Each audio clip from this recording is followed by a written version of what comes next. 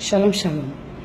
Que l'Esprit de Dieu soit avec nous, qu'il soit sur chacun d'entre nous, afin d'apporter à chacun d'entre nous le discernement qu'il faut pour jouir de notre statut d'enfant de Dieu.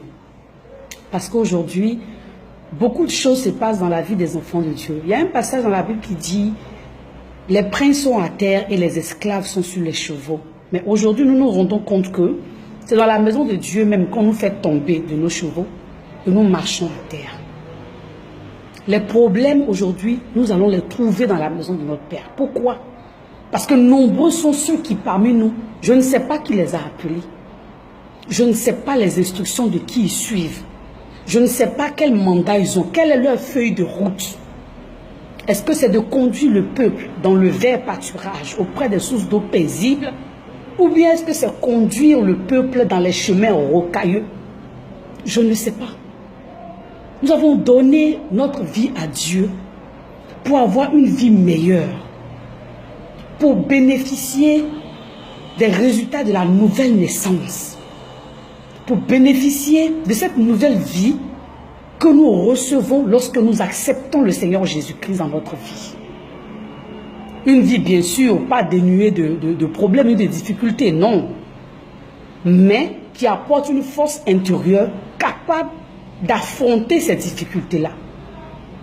Aujourd'hui, les enfants de Dieu sont engloutis dans les difficultés, créés par les soi-disant serviteurs de Dieu, créés par les appelés, créés par les élus, les mis à part. La question se pose aujourd'hui, qui les a appelés? Qui les a mis à part? Qui les a élus? Qui les a choisis? Parce qu'il est écrit, à leurs œuvres, on les reconnaîtra. Mais quand on regarde leurs œuvres là, il n'y a rien du Seigneur dedans. Hein?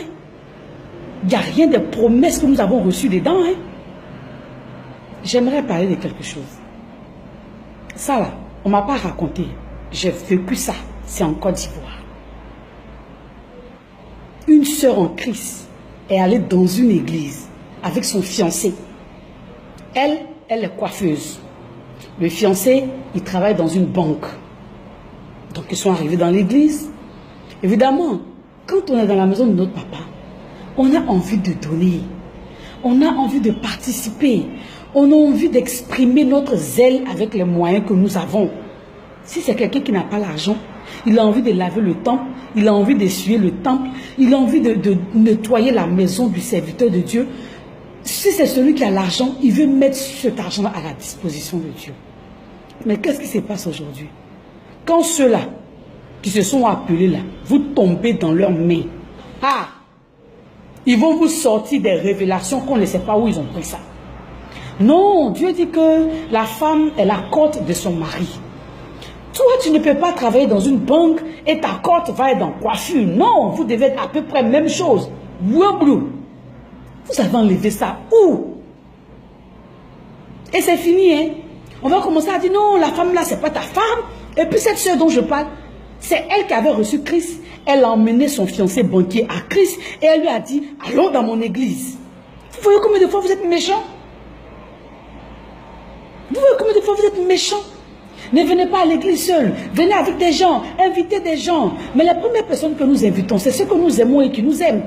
Mais quand on vient avec eux, qu'est-ce que vous faites? Vous divisez les gens. Vous séparez les gens. Vous attristez les gens. Oh, mais c'est méchant. C'est pas sérieux ce que vous faites. C'est pas sérieux.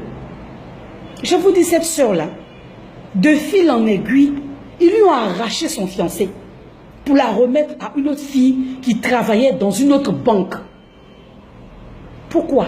Parce que cette fille-là est la fille spirituelle du propriétaire de l'église, et quand elle voit comment le banquier est nanti, comment il donne, il a fait ses calculs, il va les mettre ensemble parce que c'est pas sûr. Il s'est dit, bon, la soeur en Christ qui est coiffeuse là, un jour elle pourrait l'emmener loin de moi parce qu'elle n'est pas ma fille spirituelle. Or, si c'est ma fille spirituelle, elle est chez elle ici, donc si le banquier là l'épouse, tout leur argent va rester ici.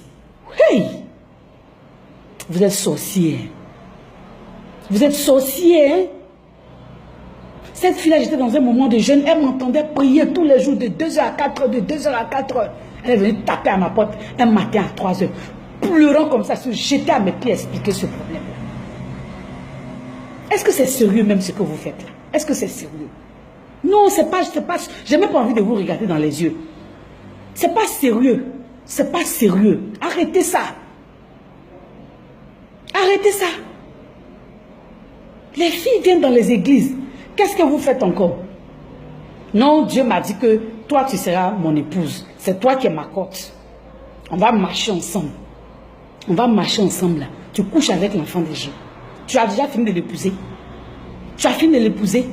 Tu couches avec elle. Serviteur de Dieu, appelé, mis à part, élu, choisi, oint, prophète, docteur, enseignant, et j'en passe. Tu as fini de l'épouser. Tu as fini de regarder en elle si elle est prête pour aller au foyer. Mais comme ton intention véritable, ce n'est pas foyer, tu couches avec elle. Quand tu es rassasié, tu trouves une histoire bidon pour rompre ces fiançailles entre guillemets que toi-même tu avais fabriquées. Et paf, tu sautes encore sur une autre. Non, cette fois-ci, Dieu dit que 1, 2, 3, 4, 5, 6, 7, 8, 9, 10 dans l'église. Tu couches seulement. Hey! Il y a un homme même là, il vaut jusqu'à te séparer de ton fiancé. Hein? Il n'est pas bon. Non, il a un esprit de sorcellerie. Non, dans sa famille là, ils sont comme ci, ils sont comme ça. Dieu m'a dit que si tu rentres là, tu auras des problèmes. Non, moi j'ai reçu du Seigneur. Va prier, tu vas voir. C'est toi ma côte. Il faut le laisser. Vous les séparez. Tu l'épouses quand même. Mais quelques années plus tard, ça se gâte. Parce que Dieu n'avait rien dit. Parce que Dieu, c'est que lui commence. Hein? Ah, mon papa, c'est qui commence. Il achève. Il ne laisse pas sans route. Ça ne veut pas dire que ce foyer ne sera sans problème. Mais non. C'est un foyer où il y aura problème. Ce que je vous dis là, c'est d'expérience personnelle aussi. Mariage fabriqué. Dieu dit que c'est toi qui es mon mari. C'est toi qui es ma femme. On se retrouve dedans. Mais quand tu rentres, est-ce que vous savez que souvent ces serviteurs-là, quand ils te veulent là, ils vont prendre ton nom, ils vont faire jeûne et prière, appeler ton âme, prier sur ton esprit, jusqu'à tu vas te retrouver marié avec lui, forcé. Mais comme lui-même il sait que c'est pas Dieu qui a dit ça. Un moment vient, sa vraie nature apparaît. Quand il a fini de te marier là, pour lui c'est un sujet réglé. C'est comme quand on va chez le féticheur. Si le féticheur a déjà résolu le problème, tant qu'il attend le problème, tu ne retournes plus là-bas. Oui, parce que c'est pas avec Dieu il a traité. Il sait avec quel esprit il a traité. Donc il ne prie plus, il t'a déjà marié. Mais il oublie que c'est les prières qu'il avait versées sur ta tête là. Jeûne et prières qu'il avait versées là. C'est ça qui a fait qu'il t'a épousé. Donc mon ami, si tu veux me garder, il faut jeûner et prier à vie. Parce que le jour que tu arrêtes là, mon esprit sera libéré. Là où tu l'avais mis en prison, il va sortir. Et je vais sortir de là. Je vais sortir de là. Peu m'importe, vous allez dire non, on dit on ne divorce pas, on dit on ne fait pas comme ça. Non. La situation qui va m'emmener au divorce arrivera. En cas d'adultère, je peux divorcer, c'est aussi écrit. Je ne suis pas obligé de rester en cas d'adultère.